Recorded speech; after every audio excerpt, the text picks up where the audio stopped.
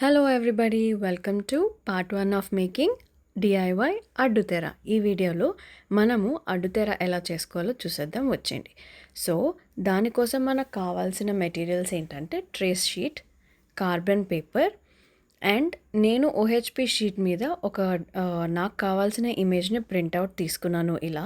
ఈ printout A3 size OHP sheet మీద తీసుకున్నాను. సో ఇవన్నిటిని పెట్టి మనం అడ్డుతెర ఎలా రెడీ చేసుకోవాలో ఈ వీడియోలో చూసేద్దాం వచ్చేయండి. మనకి అడ్డుతెరకు కావాల్సింది మెయిన్గా ఫ్యాబ్రిక్కి నేను ఆల్రెడీ ఇలా బార్డర్ని అటాచ్ చేసి తీసుకున్నాను. నేను స్టిచ్ చేయించాను.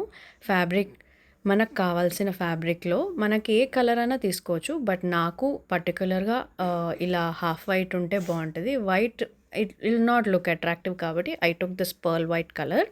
కొంచెం లైట్గా షైనీ ఉండేటట్టు తీసుకున్నాను. తర్వాత ట్రేస్ పేపర్ మీద నాకు కావాల్సిన ఇమేజ్ని ఇలా డ్రా చేసుకుంటున్నాను.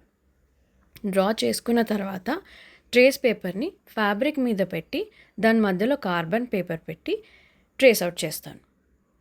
సో ఈ వీడియో లెంత్ ఎక్కువ ఉంది కాబట్టి నేను దీన్ని 2 పార్ట్స్గా చేస్తున్నాను.